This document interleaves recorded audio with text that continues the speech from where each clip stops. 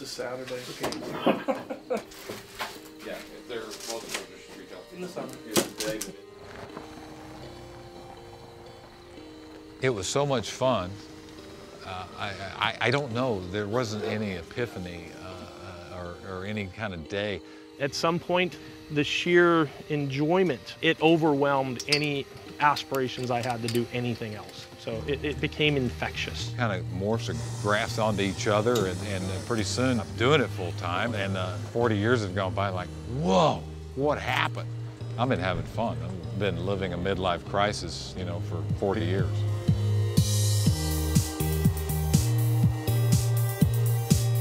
I am a pilot, FAA certified commercial balloon pilot, as are all the pilots that are flying today. If it was something I could do in the middle of the day, I'd be very happy about that. But the nature of ballooning is that we can only fly when the sun is low. So early in the morning, the first couple of hours of daylight, and late in the evening, the last hour or so before the sun goes down. My alarm clock goes off regularly at 3:30, 4 o'clock in the morning. I didn't ever, you know, grow up and say I'm gonna be a pilot. I just thought it was cool, like every other boy. There were a lot of boys just there and just, I wanted to fly. And I actually wanted to be James Bond.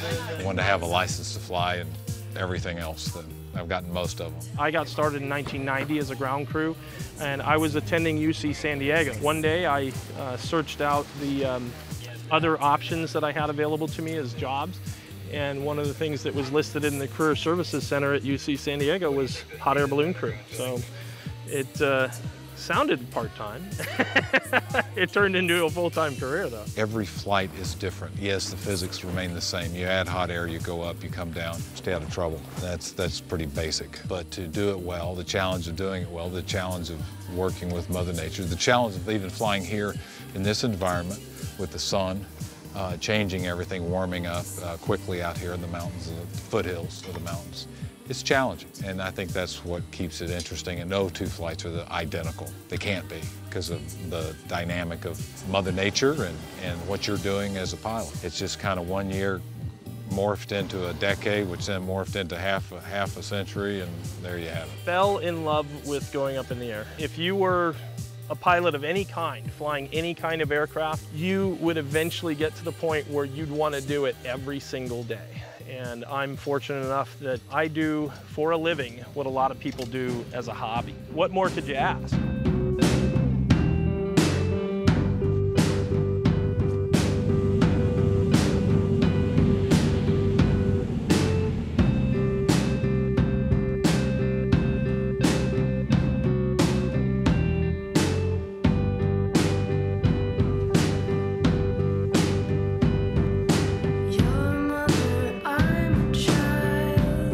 This is not like an airplane where you can pull it out of the hangar, get it refueled, start the engine and fly away.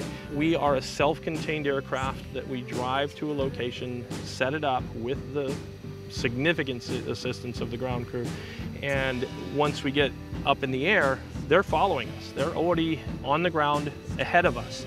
And I'll talk to them on the radio, I'll get some wind readings from them. They're an integral part of the activity of ballooning.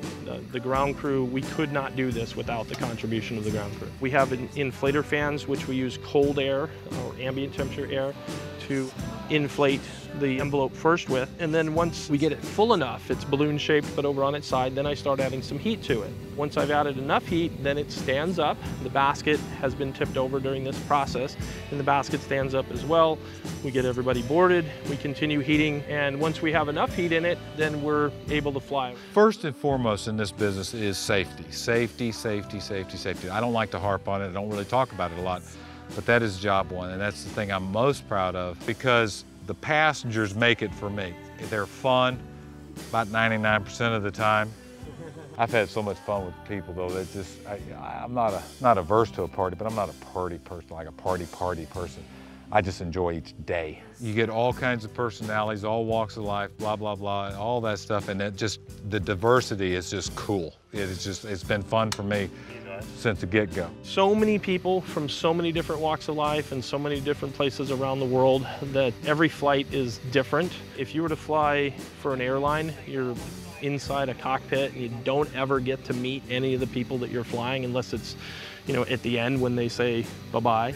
I get to entertain passengers, up to 24 passengers at a time, And sometimes I have flights that special occasions. We have a birthday being celebrated today. We have people propose to one another. We even do weddings. I've myself performed weddings in the balloon multiple times, about 40 times now. So I get to be a part of people's special occasions, and that in and of itself is a special thing, I think. I know for a fact when I was a young man, younger than you are, that I was ratings crazy, and I was, I wanted all these time, like the old pilots. I wanted to be one of those old pilots. Have all these logbooks chock full of time and flights and all the adventures that went with them. But now it's more, I don't know, get metaphysical or anything. It's just kind of more the experience.